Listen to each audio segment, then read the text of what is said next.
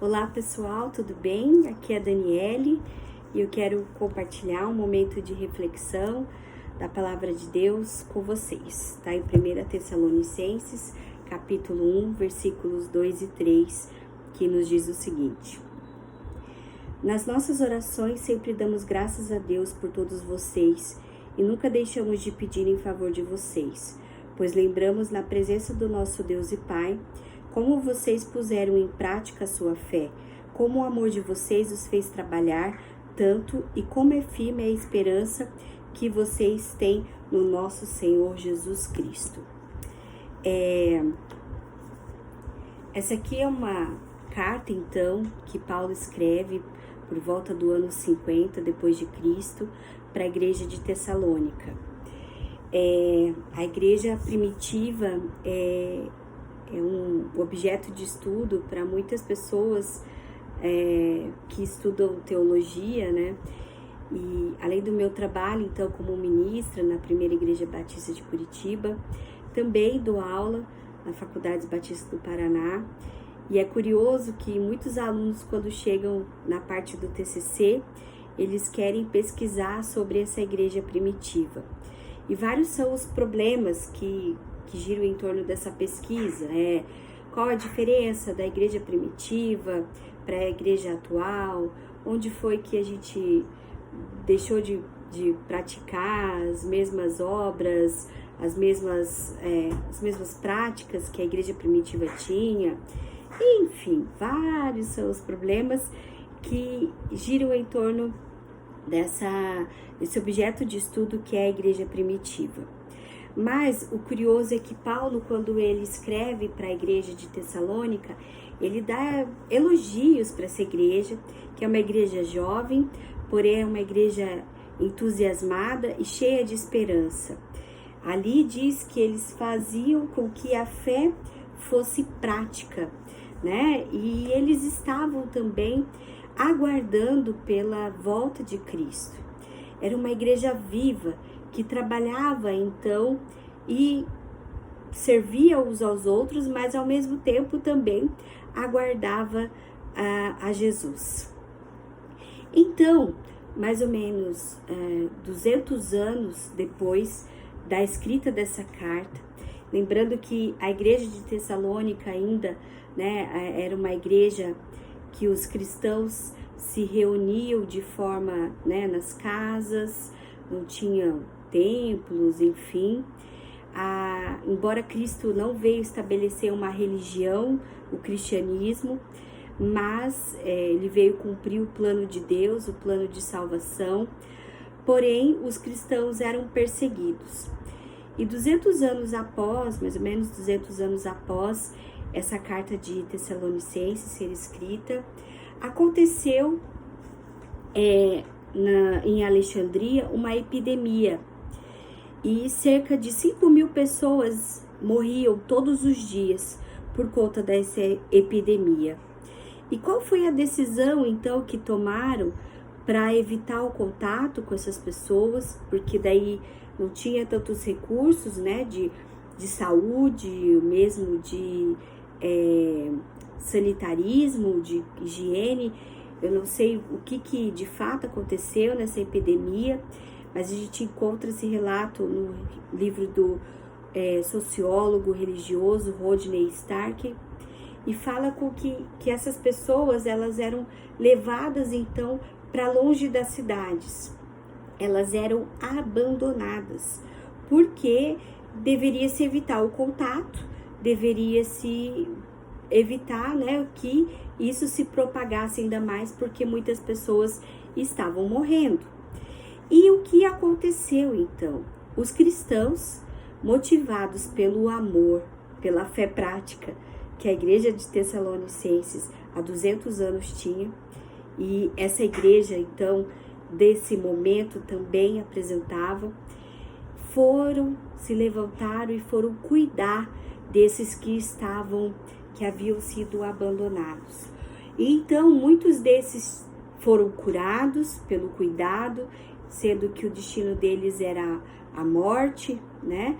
Muitos cristãos morreram porque tiveram contato e foram contagiados, mas eles sabiam do risco, e isso tudo foi impulsionado pelo amor. E esse amor, que assim como o coronavírus ele é contagioso, essa epidemia que houve no século III era contagiosa, o amor ele também é contagioso. E esse amor que esses cristãos tiveram 100 anos depois ainda, depois dessa epidemia, as pessoas ainda estavam impulsionadas por esse amor, fazendo com que muitas pessoas se convertessem, conhecessem a Jesus, se rendessem ao senhorio de Cristo, ao ponto de que o Império Romano não podia mais deter, e aceitando assim as celebrações cristãs, a propagação do cristianismo, a propagação do nome de Cristo. Nós estamos há mais ou menos 2000 anos depois desse episódio, 1800 anos.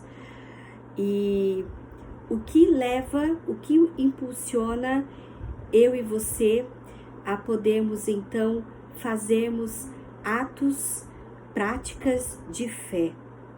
Porque a fé, ela não é apenas algo contemplativo, ou então a gente dizer a fé é um firme fundamento daquilo que não se vê, é algo sobrenatural, é algo que não se tange, mas a fé, ela é prática também.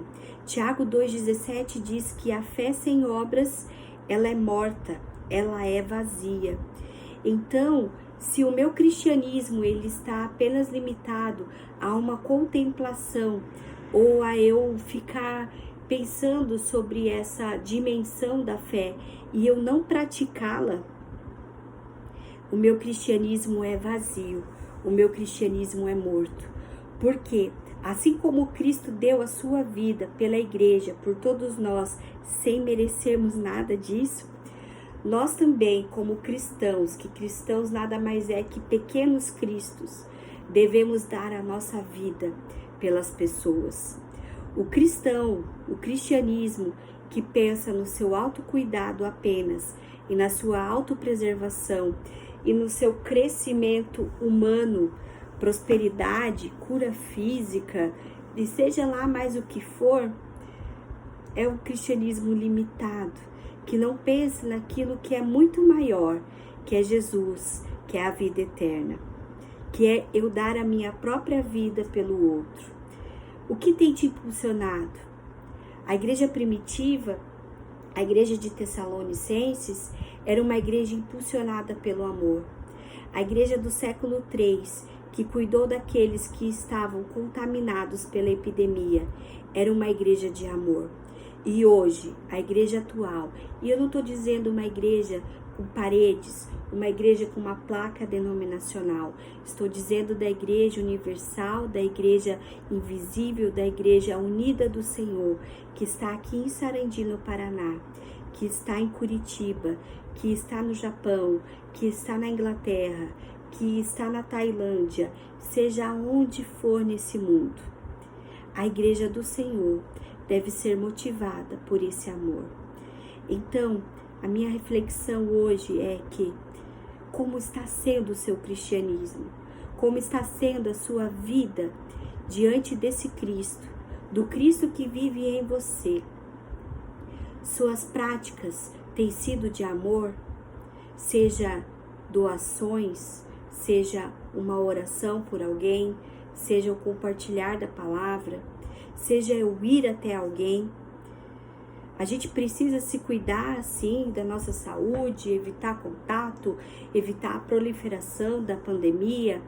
Mas se Deus mandarmos que vamos, que iremos, se Deus mandar que as igrejas sejam abertas para que virem hospitais, nós precisamos fazer.